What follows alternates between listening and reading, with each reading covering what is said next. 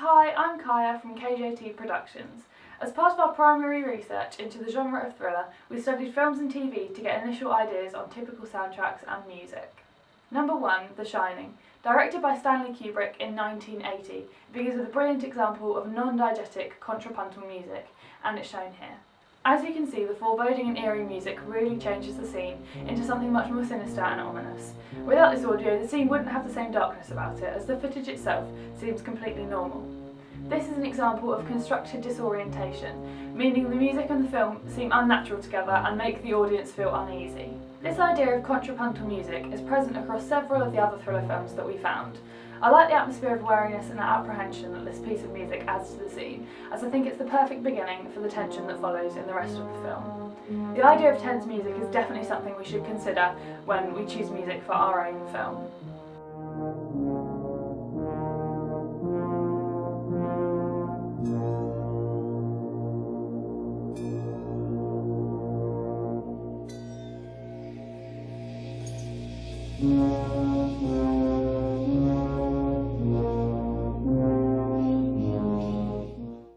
Number 2 is American Horror Story Murder House, which is the first season of the series.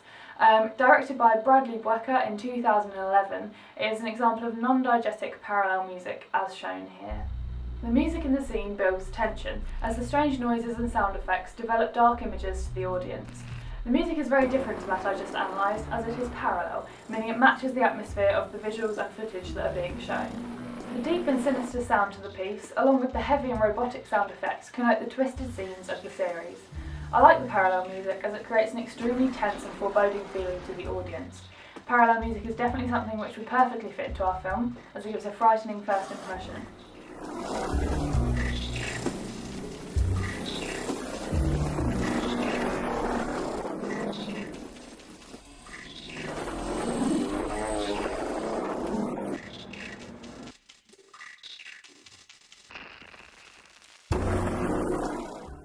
Number 3 comes from True Detective, which was first televised in 2014. It's an example of non-diegetic music, as shown here.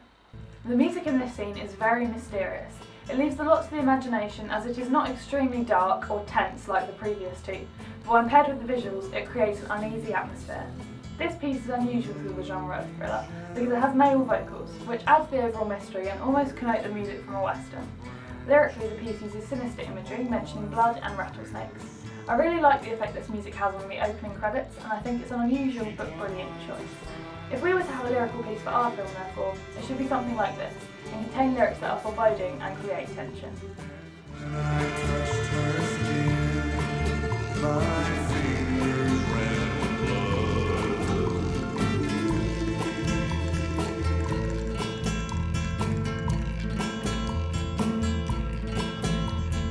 When the last light warms the rocks and the rattlesnakes unfold. Number 4 is Shutter Island, directed by Martin Scorsese in 2010. It begins with an example of parallel, non-diegetic music. This music is very sharp and suspenseful, and it creates a confusing and disorientating atmosphere when paired with the strange footage.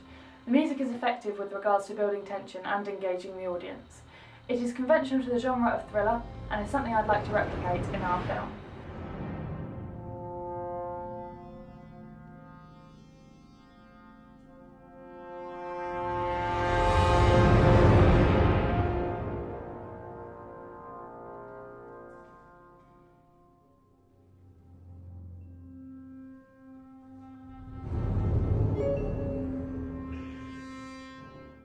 In conclusion of all I've spoken about in this video, most thriller films use non-diegetic sound which builds tension and makes the scene seem confusing.